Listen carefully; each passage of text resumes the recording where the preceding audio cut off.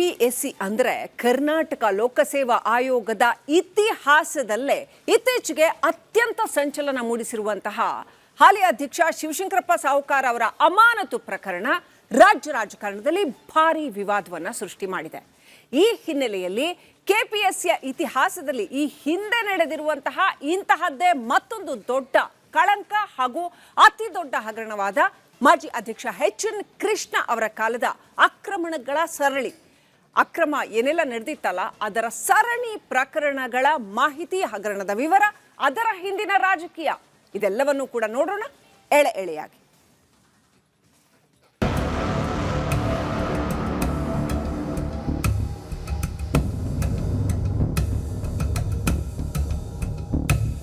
ಕರ್ನಾಟಕ ಲೋಕಸೇವಾ ಆಯೋಗದಲ್ಲಿ ಅಕ್ರಮಗಳ ಸರಮಾಲೆ ಹಾಗೂ ಸ್ವಜನ ಪಕ್ಷಪಾತ ಇವತ್ತಿನದ್ದಲ್ಲ. ಇತ್ತೀಚೆಗೆ ತಮ್ಮ ಇಬ್ಬರು ಪುತ್ರಿಯರಿಗೆ ಕಾನೂನು ಬಾಹಿರವಾಗಿ ಕೈಗಾರಿಕಾ ವಿಸ್ತರಣಾ ಅಧಿಕಾರಿ ಹುದ್ದೆ ಕೊಡಿಸಲು ಯತ್ನ ಮಾಡಿದ ಹಾಗೂ ತಪ್ಪು ಆದಾಯ ಪ್ರಮಾಣ ಪತ್ರ ಸಲ್ಲಿಕೆ ಆರೋಪದ ಮೇಲೆ ಹಾಲಿ ಅಧ್ಯಕ್ಷ ಶಿವಶಂಕರಪ್ಪ ಸಾಹುಕಾರ್ ಅವರನ್ನ ರಾಜ್ಯಪಾಲ ತಾವರ್ಚಂದ್ ಗೆಹ್ಲೋಟ್ ಅಮಾನತುಗೊಳಿಸಿ ಹೊಸ ಸಂಚಲನ ಸೃಷ್ಟಿ ಮಾಡಿದ್ದಾರೆ. ಆದರೆ ಕೆಪಿಎಸ್ಸಿಗೆ ಇಂತಹದ್ದೇ ದೊಡ್ಡ ಕಳಂಕ ಅಂಟಿದ್ದು 2 ದಶಕಗಳ ಹಿಂದೆ. ಅದು ಎಚ್.ಎನ್. ಕೃಷ್ಣ ಆಯೋಗದ ಸಾರಥ್ಯ ವಹಿಸಿದ್ದ ಕಾಲದಲ್ಲಿ. 1998ರ ಗೆಜೆಟೆಡ್ ಪ್ರೊಬೇಷನರ್ ನೇಮಕಾತಿ ಅಕ್ರಮ ಕೆಪಿಎಸ್ಸಿ ಇತಿಹಾಸದಲ್ಲೇ ಅತ್ಯಂತ ದೊಡ್ಡ ಕಳಂಕ. 1998 ಮತ್ತು 1999ರ ಸಾಲಿನ ಕೆಎಸ್ ಗ್ರೂಪ್ ಎ ಮತ್ತು ಬಿ ಅಧಿಕಾರಿಗಳ ನೇಮಕಾತಿಯಲ್ಲಿ ನಡೆದಂಥ ಮಹಾ ವಂಚನೆ ರಾಜ್ಯಾದ್ಯಂತ ಭಾರಿ ಸಂಚಲನ ಸೃಷ್ಟಿ ಮಾಡಿತ್ತು.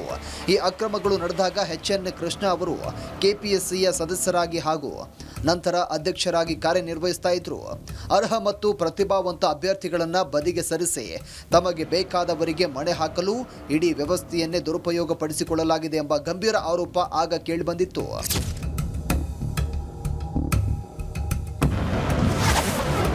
ನಕಲಿ ಜಾತಿ ಮತ್ತು ಆದಾಯ ಪತ್ರಗಳ ಸೃಷ್ಟಿ, ಅರ್ಹ ಅಭ್ಯರ್ಥಿಗಳಿಗೆ ವಂಚಿಸಿದ ಗಂಭೀರ ಆರೋಪ. ಈ ಹಗರಣದಲ್ಲಿ ಪ್ರಭಾವಿ ಅಭ್ಯರ್ಥಿಗಳಿಗೆ ಅನುಕೂಲ ಮಾಡಿಕೊಡಲು ನಿಗದಿತ ಗಡುವು ಮುಗಿದ ಮೇಲೂ ನಕಲಿ ಜಾತಿ ಮತ್ತು ಆದಾಯ ಪ್ರಮಾಣ ಪತ್ರಗಳನ್ನು ಸ್ವೀಕರಿಸಿ ನೇಮಕಾತಿ ಮಾಡಿಕೊಳ್ಳಲಾಗಿದೆ ಎಂಬ ಆರೋಪವಿತ್ತು. ಕೃಷ್ಣ ಅವರ ಆಪ್ತ ಸಹಾಯಕ ಜಿ ಗೋಪಿಕೃಷ್ಣ ಮತ್ತು ಕೆಪಿಎಸ್ಸಿಯ ಪ್ರಭಾವಿ ಅಧಿಕಾರಿಗಳಾದ ಕೆ ನರಸಿಂಹ ಹಾಗೂ ಎಂಬಿ ಬಣಕಾರ್ ಅವರು ಶಾಮೀಲಾಗಿ ಈ ಇಡೀ ಪ್ರಕ್ರಿಯೆಯಲ್ಲಿ ಲೋಪ ಎಸಗಿದ್ರು ಎಂಬ ಆರೋಪವಿತ್ತು. 2011ರಲ್ಲಿ ಸಿಐಡಿಯಿಂದ ಎಚ್.ಎನ್. ಕೃಷ್ಣ ಬಂಧನ. ಮಾಹಿತಿ ಆಯುಕ್ತರಾಗಿದ್ದಾಗಲೇ ಜೈಲು ಸೇರಿದ್ದ ಕೃಷ್ಣ. ಹಗರಣದ ತನಿಖೆಯನ್ನು ಹೈಕೋರ್ಟ್ ಆದೇಶದ ಮೇರೆಗೆ ಸಿಐಡಿಗೆ ವಹಿಸಲಾಯಿತು. ಸುದೀರ್ಘ ತನಿಖೆ ನಡೆಸಿದ ಸಿಐಡಿ 2011ರಲ್ಲಿ ಅಂದಿನ ರಾಜ್ಯ ಮಾಹಿತಿ ಆಯುಕ್ತರಾಗಿದ್ದ ಎಚ್.ಎನ್. ಕೃಷ್ಣ ಅವರನ್ನು ಅಧಿಕಾರದಲ್ಲಿರುವಾಗಲೇ ಬಂಧಿಸಿ ಜೈಲಿಗಟ್ಟಿತ್ತು. ಕೆಪಿಎಸ್ಸಿಯ ಮಾಜಿ ಅಧ್ಯಕ್ಷರೊಬ್ಬರು ಈ ರೀತಿ ಕ್ರಿಮಿನಲ್ ಪ್ರಕರಣದಲ್ಲಿ ಬಂಧನಕ್ಕೊಳಗಾಗಿದ್ದು ಇತಿಹಾಸದಲ್ಲೇ ಮೊದಲ ಬಾರಿಗೆ ಆಗಿತ್ತು. ಸಿಐಡಿ ಈ ಪ್ರಕರಣದಲ್ಲಿ 2012ರಲ್ಲಿ ದೋಷಾರೋಪ ಪಟ್ಟಿ ಸಲ್ಲಿಕೆ ಮಾಡಿತ್ತು. 2 ದಶಕಗಳ ಸುದೀರ್ಘ ಕಾನೂನು ಹೋರಾಟ, ಸಾಕ್ಷ್ಯಾಧಾರಗಳ ಕೊರತೆಯಿಂದ ಕೃಷ್ಣಗೆ ಮುಕ್ತಿ. ಇತ್ತೀಚೆಗೆ ಈ ಪ್ರಕರಣದಲ್ಲಿ ಮಹತ್ವದ ತೀರ್ಪು ಬಂದಿದ್ದು ಬೆಂಗಳೂರಿನ ನ್ಯಾಯಾಲಯವು ಎಚ್.ಎನ್. ಕೃಷ್ಣ ಸೇರಿದಂತೆ ಎಲ್ಲ 7 ಆರೋಪಿಗಳನ್ನು ಖುಲಾಸೆಗೊಳಿಸಿದೆ. ನೇಮಕಾತಿ ಪ್ರಕ್ರಿಯೆಯಲ್ಲಿ ಆಡಳಿತಾತ್ಮಕ ಲೋಪದೋಷಗಳು ಮತ್ತು ಕೆಲವು ಗಂಭೀರ ತಪ್ಪುಗಳು ನಡೆದಿರುವುದು ನಿಜವಾದರೂ ಅದಕ್ಕೆ ಕ್ರಿಮಿನಲ್ ಪಿತೂರಿಯ ಬಣ್ಣ ಹಚ್ಚಲು ಪ್ರಾಸಿಕ್ಯೂಷನ್ ವಿಫಲವಾಗಿದೆ ಹಾಗೂ ಆರೋಪಗಳನ್ನು ಸಂಶಯಾತೀತವಾಗಿ ಸಾಬೀತುಪಡಿಸಲು ಸಾಧ್ಯವಾಗಿಲ್ಲ ಅಂತ ಕೋರ್ಟ್ ತನ್ನ ಆದೇಶದಲ್ಲಿ ತಿಳಿಸಿದೆ. ಇನ್ನು ಕೆಪಿಎಸ್ಸಿಯಲ್ಲಿ ಹೇಗೆಲ್ಲ ಅಕ್ರಮಗಳು ನಡೆಯುತ್ತೆ ಅನ್ನೋದನ್ನ ಈಗ ನೋಡೋಣ. ಲಿಖಿತ ಪರೀಕ್ಷೆಯಲ್ಲಿ ಟಾಪರ್, ಸಂದರ್ಶನದಲ್ಲಿ ಕನಿಷ್ಠ ಅಂಕ, ಮಗಳ ಮದುವೆಯಾದರೆ ಹುದ್ದೆ ಎಂಬ ಆಮಿಷದ ಕರಾಳ ಮುಖ.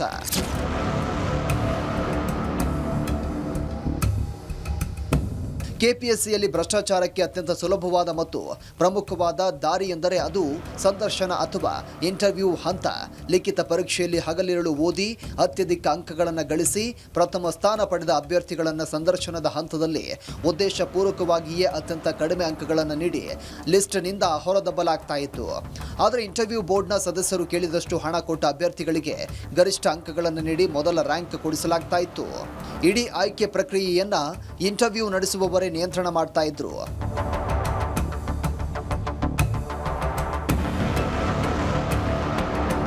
ಈ ಹಗರಣಗಳು ಕೇವಲ ಹಣದ ವ್ಯವಹಾರಕ್ಕೆ ಮಾತ್ರ ಸೀಮಿತವಾಗಿರಲಿಲ್ಲ. ಸ್ವಜನ ಪಕ್ಷಪಾತ ಎಷ್ಟರ ಮಟ್ಟಿಗೆ ತಲುಪ್ತಾ ಇತ್ತೆಂದರೆ ಪ್ರಭಾವಿ ಹುದ್ದೆಗಳನ್ನು ಪಡೆಯಲು ಬಂದಂತಹ ಯುವ ಮತ್ತು ಅರ್ಹ ಅಧಿಕಾರಿ ಅಭ್ಯರ್ಥಿಗಳಿಗೆ ಆಯೋಗದ ಪ್ರಮುಖರು ನನ್ನ ಮಗಳನ್ನ ಮದುವೆಯಾಗು, ನಿನಗೆ ಈ ಉನ್ನತ ಹುದ್ದೆ ಕೊಡಿಸ್ತೇವೆ ಎನ್ನುವ ವೈಯಕ್ತಿಕ ಆಮಿಷ ಹಾಗೂ ಒತ್ತಡಗಳನ್ನು ಹೇರಿದ ನಿದರ್ಶನಗಳಿವೆ ಅಂತ ಕೆಪಿಎಸ್ಸಿ ಮೂಲಗಳೇ ಚರ್ಚೆ ಮಾಡ್ತಾ ಇವೆ. ಇದು ಸಾರ್ವಜನಿಕ ವಲಯದಲ್ಲೂ ತೀವ್ರ ಆಕ್ರೋಶಕ್ಕೆ ಈಡು ಮಾಡಿದ್ದ ಸಂಗತಿ. ಅರ್ಹತೆ ಮತ್ತು ಯೋಗ್ಯತೆಗಿಂತ ಹೆಚ್ಚಾಗಿ ಇಲ್ಲಿ ಕೌಟುಂಬಿಕ ಸಂಬಂಧಗಳೇ ಹುದ್ದೆ ನಿರ್ಧಾರದ ಮಾನದಂಡಗಳಾಗಿದ್ದು ದುರಂತವೇ ಸರಿ. ಪತ್ರಿಕೆ ಸೋರಿಕೆ, ನಕಲಿ ಅಭ್ಯರ್ಥಿಗಳ ಮುಖವಾಡ, ಭ್ರಷ್ಟಾಚಾರದಿಂದ ಕೆಪಿಎಸ್ಸಿ ಇಮೇಜ್ ಧೂಳಿಪಟ. ಕೆಪಿಎಸ್ಸಿಯಲ್ಲಿ ಪ್ರತಿ ವರ್ಷವೂ ಒಂದಲ್ಲ ಒಂದು ಅಕ್ರಮ ವರದಿಯಾಗುತ್ತಲೇ ಇರುತ್ತೆ. ಪ್ರಶ್ನೆ ಪತ್ರಿಕೆಗಳ ಸೋರಿಕೆ, ಪರೀಕ್ಷಾ ಕೇಂದ್ರಗಳಲ್ಲಿ ತಂತ್ರಜ್ಞಾನ ದುರುಪಯೋಗಪಡಿಸಿಕೊಂಡು ನಕಲು ಮಾಡುವುದು, ಅರ್ಹರಲ್ಲದವರಿಗೆ ಹುದ್ದೆ ನೀಡುವುದು ಮತ್ತು ಸ್ವಜನ ಪಕ್ಷಪಾತದಂತಹ ಪ್ರಕರಣಗಳು ನಿರಂತರವಾಗಿವೆ. ಇದರಿಂದಾಗಿ ಕೆಪಿಎಸ್ಸಿ ನಡೆಸುವ ಪರೀಕ್ಷೆಗಳು ನ್ಯಾಯೋಚಿತವಾಗಿ ನಡೆಯುತ್ತವೆ ಎಂಬ ಭರವಸೆಯೇ ಯುವ ಪೀಳಿಗೆಯಲ್ಲಿ ಇಲ್ಲದಂತಾಗಿದೆ.